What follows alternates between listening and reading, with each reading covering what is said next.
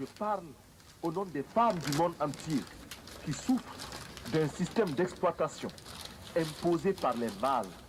En ce qui nous concerne, nous sommes prêts à accueillir toutes les suggestions du monde entier nous permettant de parvenir à l'épanouissement total de la femme burkinabé. En retour, nous donnons en partage à tous les pays l'expérience positive que nous entreprenons avec des femmes désormais présentes à tous les échelons de l'appareil d'État et de la vie sociale au Burkina Faso. Des femmes qui luttent et proclament avec nous que l'esclave qui n'est pas capable d'assumer sa révolte ne mérite pas que l'on s'apitoie sur son sort. Cet esclave répondra seul de son malheur s'il se fait des illusions sur la condescendance suspecte d'un maître qui prétend l'affranchir. Seule la lutte libère. Et nous en appelons à toutes nos sœurs de toutes les races pour qu'elles montent à l'assaut pour la conquête de leurs droits. Je parle au nom des mères de nos pays démunis qui voient mourir leurs enfants de paludisme ou de diarrhée, ignorant qu'il existe pour les sauver des moyens simples que la science des multinationales ne leur offre pas, préférant investir dans les laboratoires de cosmétiques et dans la chirurgie esthétique pour les caprices de quelques femmes ou d'hommes dont la coquetterie est menacée par les excès de calories de leurs repas trop riches et d'une régularité à vous donner, non, plutôt à nous donner, à nous autres du Sahel, le vertige. Ces moyens simples, recommandés par l'OMS et l'UNICEF, nous avons décidé de les adopter et de les populariser. Je parle au nom des artistes, poètes, peintres, sculpteurs, musiciens, acteurs, etc. Hommes de bien qui voient leur art se prostituer par l'alchimie des prestidigitations du show business. J'écris au nom des journalistes qui sont réduits soit au silence, soit au mensonge pour ne pas subir les dures lois du chômage. Je proteste au nom des sportifs du monde entier dont les muscles sont exploités par les systèmes politiques ou les négociants de l'esclavage moderne des stades. Mon pays est un concentré de tous les malheurs des peuples, une synthèse douloureuse de toutes les souffrances de l'humanité, mais aussi et surtout des espérances de notre lutte. Mais c'est pourquoi je vibre naturellement au nom des malades qui scrutent avec anxiété les horizons d'une science accaparée par les marchands de canons. Mes pensées vont à tous ceux qui sont touchés par la destruction de la nature et à ces 30 millions qui vont mourir comme chaque année abattus par la redoutable arme de la faim. Militaire, je ne peux pas oublier ce soldat obéissant aux ordres, le doigt sur la détente, et qui sait que la balle qui va partir ne porte que le message de la mort.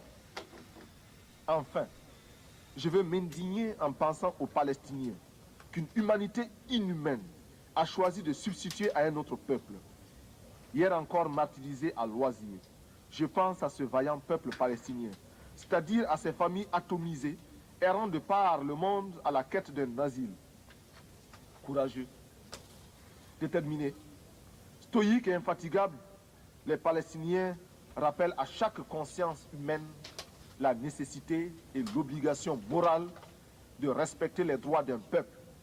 Avec leurs frères juifs, ils sont anti-sionistes.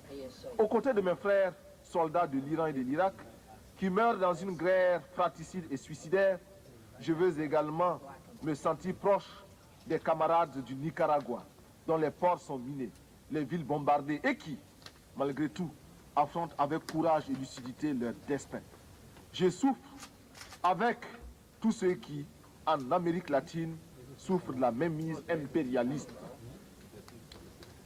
Je veux être aux côtés des peuples afghans et irlandais, aux côtés des peuples de Grenade et du Timor oriental, chacun à la recherche d'un bonheur dicté par sa dignité et les lois de sa culture. Je m'élève ici, au nom de tous ceux qui cherchent vainement dans quel forum de ce monde ils pourront faire entendre leur voix et la faire prendre en considération réellement. sur cette tribune, beaucoup m'ont précédé. D'autres viendront après moi. Mais seuls quelques-uns feront la décision. Pourtant,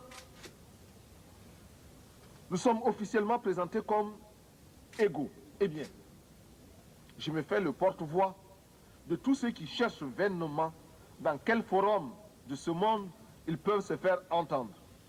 Oui, je veux donc parler au nom de tous les laissés pour compte, parce que je suis homme, et rien de ce qui est humain ne m'est étranger. Notre révolution au Burkina Faso est ouverte au malheur de tous les peuples. Elle s'inspire aussi de toutes les expériences des hommes depuis le premier souffle de l'humanité.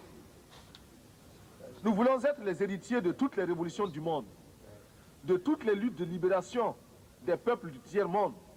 Nous sommes à l'écoute des grands bouleversements qui ont transformé le monde. Nous tirons des leçons de la révolution américaine, les leçons de sa victoire contre la domination coloniale et les conséquences de cette victoire. Nous faisons nôtre l'affirmation de la doctrine de la non-ingérence des Européens dans les affaires américaines et des Américains dans les affaires européennes. Ce que Monroe clamait en 1823, l'Amérique aux Américains, nous le reprenons en disant l'Afrique aux Africains, le Burkina Faso aux Burkinabés. La révolution française de 1789, bouleversant les fondements de l'absolutisme, nous a enseigné les droits de l'homme alliés aux droits des peuples à la liberté. La grande révolution d'octobre 1917 a transformé le monde, permis la victoire du prolétariat, ébranlé les assises du capitalisme et rendu possible les rêves de justice de la commune française. Ouvert à tous les vents de la volonté des peuples et de leur révolution, nous instruisons aussi de certains terribles échecs qui ont conduit à de tragiques manquements aux droits de l'homme. Nous ne voulons pour conserver de chaque révolution que le noyau de pureté qui nous interdit de nous inféoder aux réalités des autres, même si, par la pensée, nous nous retrouvons dans une communauté d'intérêts. Monsieur le Président, il n'y a plus de duperie possible. Le nouvel ordre économique mondial pour lequel nous luttons et continuerons de lutter ne peut se réaliser que si nous parvenons à ruiner l'ancien ordre qui nous ignore, si nous imposons la place qui nous revient dans l'organisation politique du monde, si, prenant conscience de notre importance dans le monde, nous aboutissons au droit de regard et de décision sur les mécanismes qui régissent le code. Et, comme tous les droits des peuples, ils s'arrachent dans la lutte et par la lutte des peuples. Il ne sera jamais le résultat d'un acte de générosité d'une puissance quelconque. Je conserve en moi la confiance inébranlable, confiance partagée avec l'immense communauté des pays non alignés, que sous le coup de boutoir de la détresse hurlante de nos peuples, notre groupe va maintenir sa cohésion, renforcer notre pouvoir de négociation collective, se trouver des alliés parmi toutes les nations, commencer de concert avec ceux qui peuvent encore nous entendre, l'organisation d'un système de relations économiques internationales véritablement nouveau.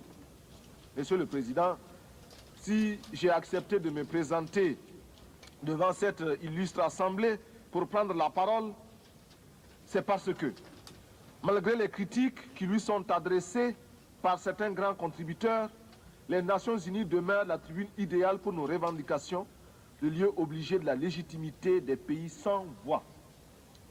C'est cela qu'exprime avec beaucoup de justesse notre secrétaire général lorsqu'il écrit, je cite, « L'Organisation des Nations Unies est unique, en ce qu'elle reflète les aspirations et les frustrations de nombreux pays et groupements du monde entier.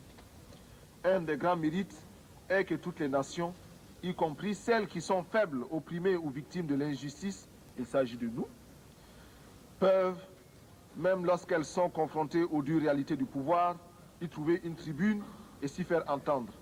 Une cause juste, même si elle ne rencontre que revers ou indifférence, peut trouver un écho à l'Organisation des Nations Unies. Cet attribut de l'organisation n'est pas toujours prisé, mais il n'est pas moins essentiel. Fin de citation.